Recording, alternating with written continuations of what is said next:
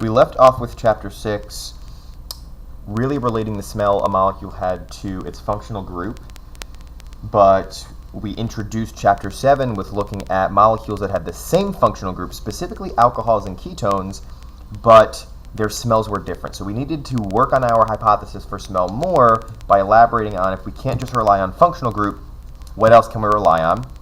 And we came up with that we can rely on the shape of the molecule to help us out. We looked at several different models, the molecular formula telling me just basically a summary of what atoms there are in the substance and how many there are. Structural formulas showing me something about how they're connected. Ball and stick model is a three-dimensional representation where the sticks are representing bonds, and a space-filling model is really the most accurate because sticks are not holding atoms together in real life. They're just sort of overlapping their electrons in the orbitals with each other to stick together. We went over the electron domain theory, which says that all electron domains around an atom will repel each other and move as far apart as possible to minimize repulsion. Electrons are negative, they want to move away, whether they are in a bonded pair or a lone pair, right? Bonded pairs here, lone pairs here, they're going to move as far away as possible.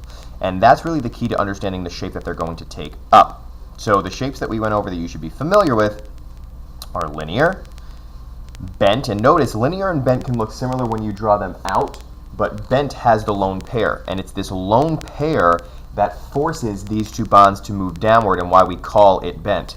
Trigonal planar is where the central atom has 3 bonds, no lone pairs.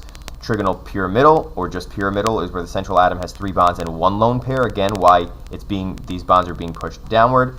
And then tetrahedral is where the central atom has 4 bonds to it, to other atoms. So I gave you those representations, some ball and stick model representations, and then some of the images that we've used in the note packet before. So you should be able to, after drawing out the structural formula or Lewis dot structure for a molecular covalent substance, you should be able to say what is the shape of these, and these are the ones you have to know.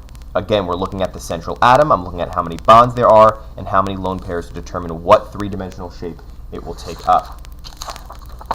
So for practice, here's a ball and stick model. We can, for larger molecules we looked at small molecules first, then we said, well, okay, what if we have larger molecules? Then there's, around each of these central atoms, there's multiple central atoms here, nitrogen, carbon, carbon, and oxygen. There's shapes around each of those. The shape around this nitrogen with 3 bonds and 1 lone pair is pyramidal. The shape around this carbon with 4 bonds is tetrahedral.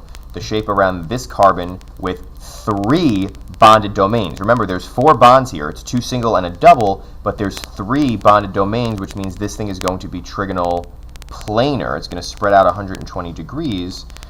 And then this oxygen here, 2 bonds and 2 lone pairs, that's going to be bent around it, right? So we can draw a more realistic representation if we know what the shape is. We finished the chapter by coming back to the idea that we smelled some alcohols and ketones, so molecules that had the alcohol and ketone functional group, but they had different smells. And we said that the best we could do is look at the shape of the bigger molecule and say, okay, if we identify it as an alcohol or a ketone, then we have to go one more step and say, what is the shape? The long stringy alcohols and ketones are sweet smelling. The frying pan shaped alcohols and ketones, meaning that there's just a ring of carbons there, are minty. And then the clumped or ball shaped alcohols and ketones are camphor-like or pine-like smelling. And the ball-shaped molecule, if you remember, basically had a ring, but there was a bridge over that ring, which is what clumped all of the atoms together. So what we ended with was that we had carboxylic acids, esters, amines, and alkanes that all had the same smell for their functional group. If you know the functional group, if you identify the functional group of these 4, you know their smell. Carboxylic acids for us were always putrid, or we'll say most of the time were putrid. Esters were mostly sweet, amines were mostly fishy, alkanes were gasoline-like.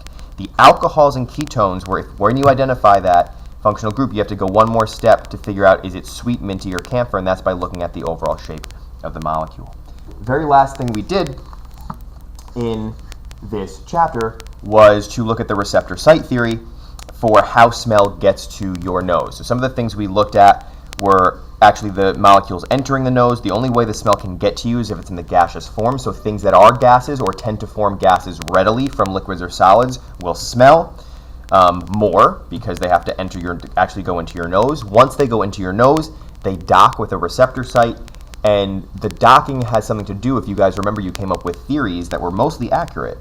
the molecules dock to a receptor site that sort of fits the shape of the molecule. That was the receptor site theory. And based on the receptor it docks on, it sends a signal to a brain for how we're going to interpret the smell as either fishy or minty or putrid or sweet, etc. So that's what the sort of diagram here is showing, and what the flow chart here is showing. Entering the nose, smell receptor site, and then the electrical impulses from the receptor site to the brain are actually what's telling us, what's telling our mind how we are going to interpret that specific smell.